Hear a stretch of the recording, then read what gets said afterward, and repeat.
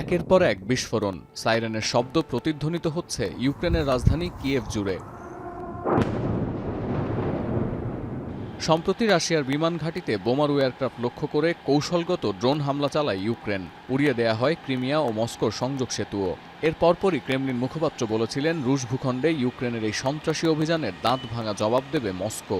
বৃহস্পতিবার মধ্যরাতে তারই এক ঝলক দেখলেন কিয়েভবাসী। ইউক্রেনের রাজধানী ছাড়াও এদিন দেশটির পশ্চিমাঞ্চলে কয়েক দফায় ড্রোন হামলা চালিয়েছে রাশিয়া। উত্তর পশ্চিমাঞ্চলে আঘাত এনেছে রুশ বিমান বাহিনীর 15টি ড্রোন ও 6টি মিসাইল। এতে বেসামরিক নাগরিকদের প্রাণহানির পাশাপাশি সাময়িকভাবে অচল হয়ে পড়ে কিয়েভের একটি রেল স্টেশন।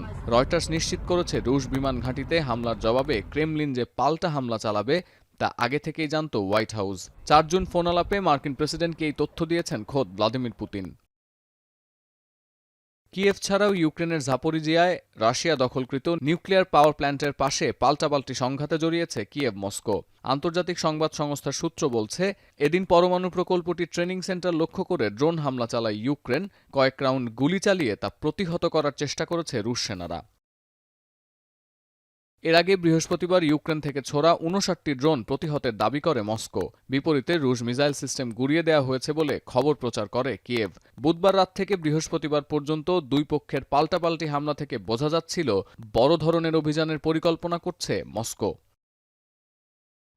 এদিকে আগামী 7 থেকে 9 জুন প্রায় 1200 বন্দী বিনিময় করতে যাচ্ছে ইউক্রেন রাশিয়া। যুক্তরাষ্ট্রের মধ্যস্থতায় বারবার আলোচনার সম্ভাবনা তৈরি হলেও বন্দী বিনিময় ছাড়া আর কোনো প্রস্তাবে রাজি হননি পুতিন।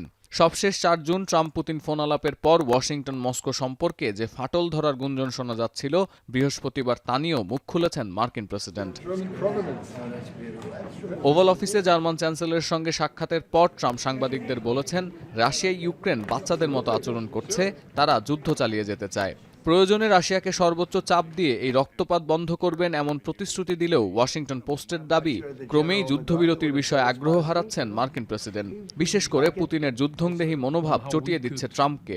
যদিও রুশ প্রেসিডেন্টকে চাপ দিয়ে একমাত্র ট্রাম্পই যুদ্ধ বন্ধ করতে পারবেন এমনটাই বিশ্বাস করেন German chancellor Friedrich merge.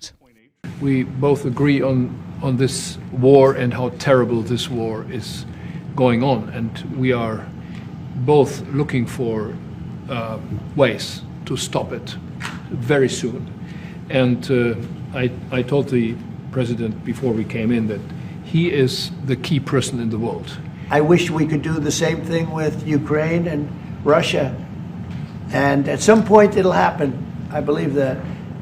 And if it doesn't happen, or if I see somebody's out of line, if Russia's out of line. Friedrich মার্জের যুক্তরাষ্ট্র সফরের অন্যতম উদ্দেশ্য ছিল ইউক্রেনের পক্ষে আরও জোরালো সমর্থন আদায় করা। চ্যান্সেলর পদে কাজ শুরু করার 1 মাসের মধ্যেই ইউক্রেন যুদ্ধ নিয়ে যথেষ্ট সোচ্চার হতে দেখা গেছে ফ্রেডরিককে। প্রতিরক্ষা খাতে বরাদ্দ বাড়িয়েছেন রেকর্ড পরিমাণ, কিন্তু পুতিনকে নিয়ে ট্রাম্পের এই হতাশা চিন্তায় ফেলেছে জার্মান চ্যান্সেলরকেও। সতীর্থ কর্মকার, এখন বিশ্ব। কালার এক্সপার্ট, জর্জ স্যাপ এবং মাইল্ড অন হ্যান্ডস টেকনোলজি সমৃদ্ধ অরিক্স ক্রিস্টাল ওয়াশ আপনার লন্ড্রি এক্সপার্ট।